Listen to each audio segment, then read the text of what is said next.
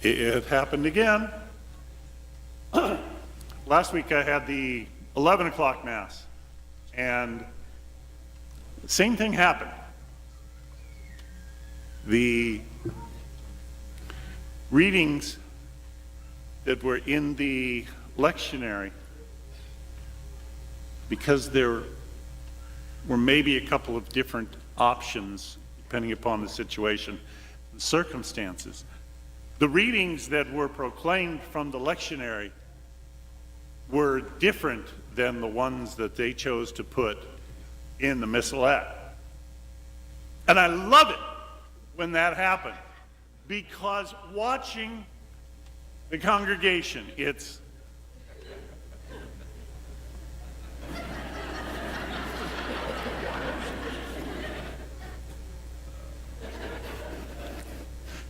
and maybe about halfway through the reading, they said, oh, to heck with this, I guess I'll listen.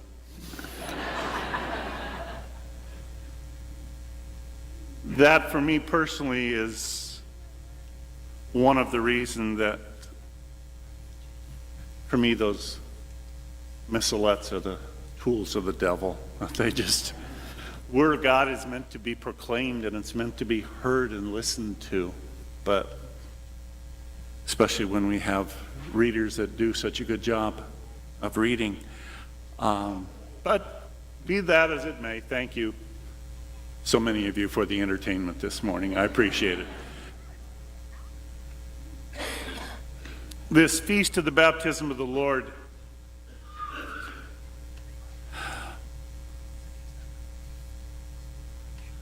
I found online a piece of artwork depicting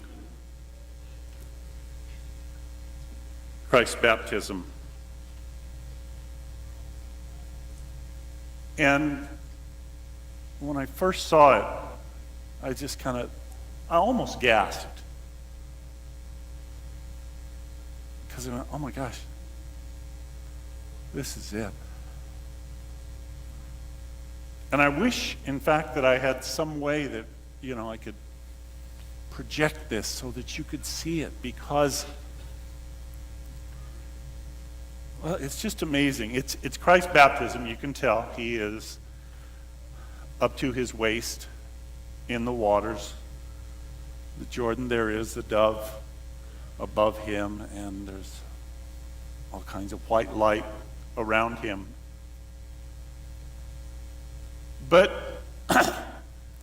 Jesus is there in the river being baptized, and his posture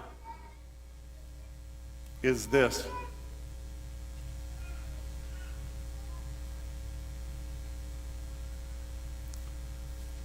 There's his baptism. You see that in the back real well? No. Christ's baptism was a statement of his destiny, which was the cross.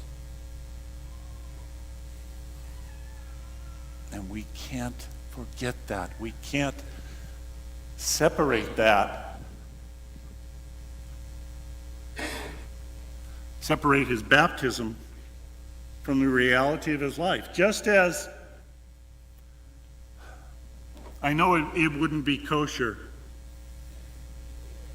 Well, what if, oh, never mind, we don't have our nativity scene anymore. What if over the stables of our nativity scene we had a crucifix? Because there it is. God says to Jesus, you are my beloved Son.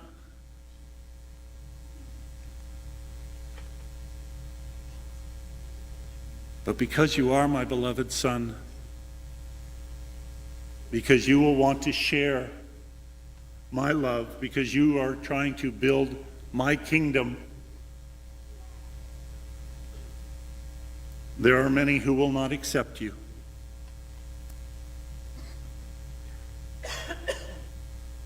There are many who will need to silence you.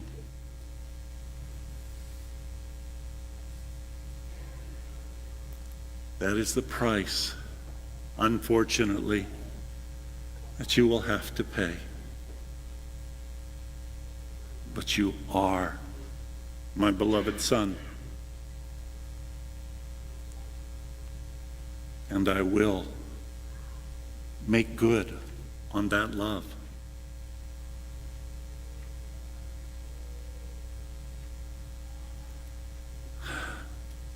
Yeah. I think it'd be nice. It would be wonderful. It would be amazing if we could take those words to heart. That when we were baptized, even though we didn't hear a thundering voice and see a dove, nevertheless, in that sacrament, God is saying to us, you are my beloved child.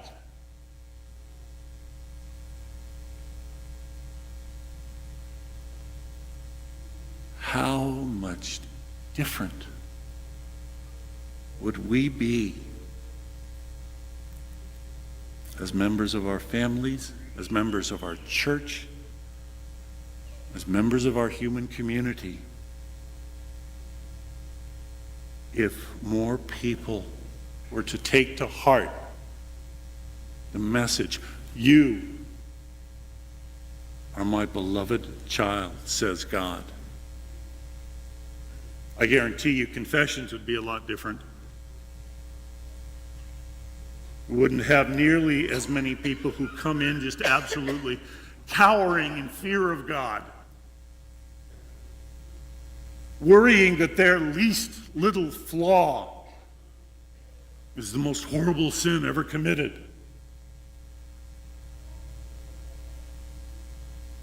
Forgetting that this loving God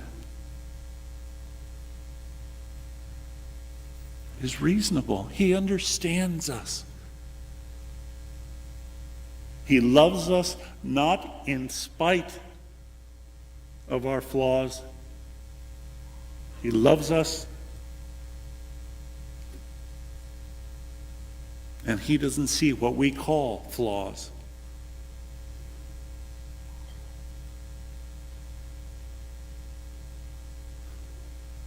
To be reminded, you are God's beloved child.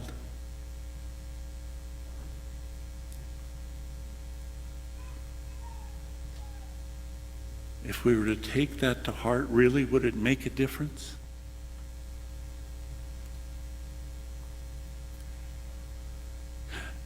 It was the usual situation of a high school teacher trying to get across to her class a very difficult new math concept. Each day, the more she tried, the more plainly the students were becoming not only more frustrated, but quite edgy. Sensing a high degree of anxiety on Friday, the teacher, Helen was her name, said, "Look, put away your books. Everybody take out a piece of paper and list each of the other students' names on the paper and write something nice about each one." So that's what they did for the entire class. She collected the papers, she went home, and over the weekend she listed the names of all the students and all the nice things that people had to say about them. When she went in Monday morning, she gave the papers out to each one, and immediately the tenor of the class changed. She even heard one of the pupils whisper to another, "I never knew that anybody thought anything nice about me." And so they were able to progress. The years went by, students came and went, and eventually they had one of those necessary class reunions. When they gathered around Helen, their old teacher, one of the students opened up his wallet and pulled out a ragged piece of paper that obviously had been folded and refolded many times. Helen recognized it immediately as the list she had given to each of them many, many years ago. Another student told her how she had kept the list in her bedroom dresser drawer all these years. Another volunteered that she had pasted this list in her wedding album. And another young man pulled out his wallet and showed that he too had carried his all the time. The teacher was quite overwhelmed to think that a minor gesture to settle down a class many, many years ago meant so much to these students. Someone had said something nice about them, and during the years when they were feeling low, they would pull out the piece of paper. Then they would remember that to somebody they were of value, that they mattered, that something was good in their lives. Helen never realized that she was planting a small seed. She certainly was not intending a grand gesture. But it was a situation that Jesus would appreciate and say, the kingdom of God is like this.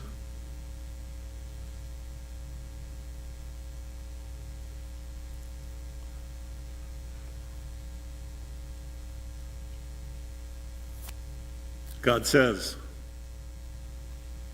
you are my beloved child.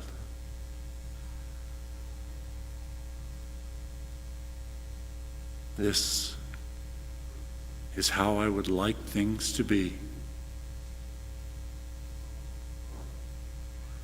Know that you are loved. And go out.